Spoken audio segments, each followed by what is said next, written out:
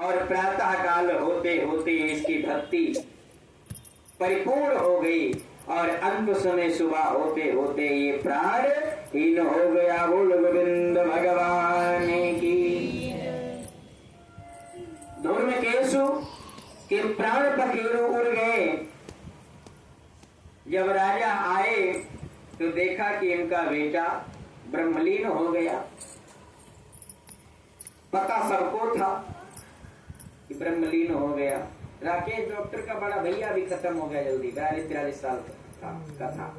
किसी डॉक्टर का फोन आया मेरे पास कि पंडित जी मेरा भैया खत्म हो गया। मैं कहा खत्म ही होना था, 100% खत्म होना था। सो के उठता था तब दारू, सोता था तब दारू, दोपहर में तब दारू, रोटी के साथ तब दारू, चाय के साथ तब दारू। मैंने कहा राकेश से कहा उसको खत्म ही होना था, बचा कोई सकता ही नहीं था।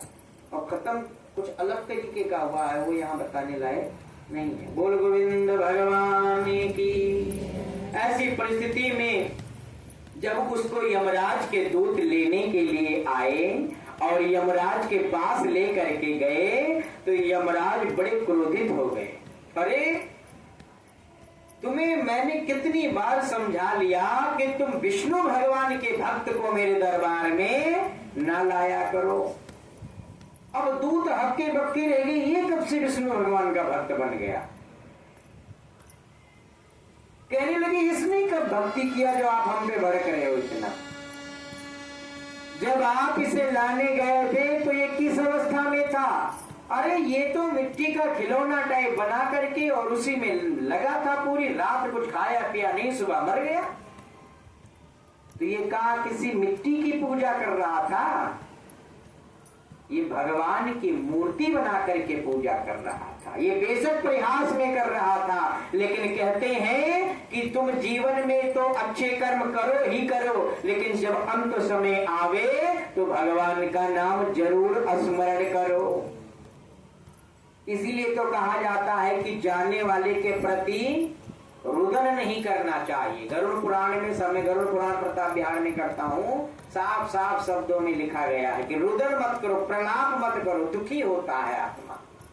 जो तुम्हें जीते जीते दुखी नहीं देख पाएगा वो रोने के जाने के बाद तो प्रयास करो। हाँ, चीजें कम हो जाएंगी, व्यवस्थाएं कम हो जाएंगी, लेकिन कम ही व्यवस्था में गुजारा करने की कोशिश करो।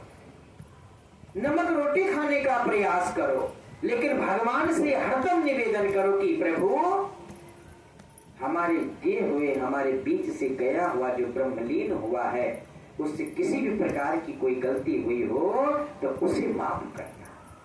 उसके बदले में हम आपके चिंतन कर रहे हैं, हम आपके नामों का स्मरण कर रहे हैं, बस इतनी कृपा बनाए रखना। वास्तविक मित्र तुम उसके यही हो। ऐसी परिस्थिति में जब लेकर के गए, यमराज ने अर्घ दिया, जल दिया, पान दिया, क्योंकि अंत समय में उसने भगवान का नाम लिया है तो उसे नरक कौन भेज सकता है। इसीलिए बाबा ने लिखा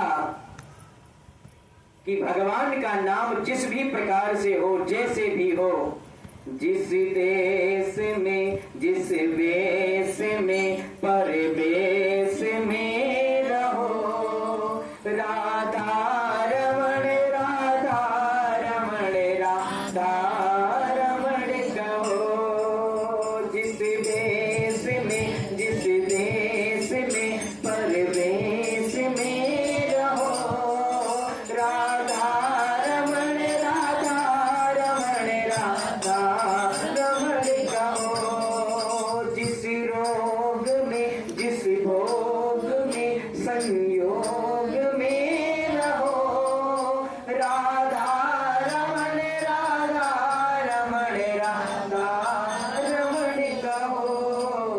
राधा रमण, राधा रमण, राधा रमण कहो।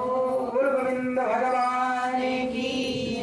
शास्त्र कहता है कि जहां भी रहो, जैसे भी रहो, जिस रोग में रहो, भोग में रहो, कैसे भी रहो, भोग तुम्हारे ऐशो आराम को कहा गया है और रोग तुम्हारी बीमारियों को कहा गया है। बीमारियों में रो मत, तड़पो मत।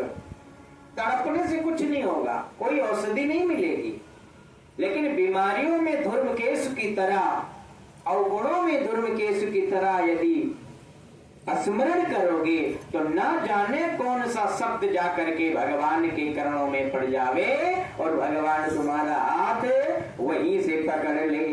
क्योंकि लिखा है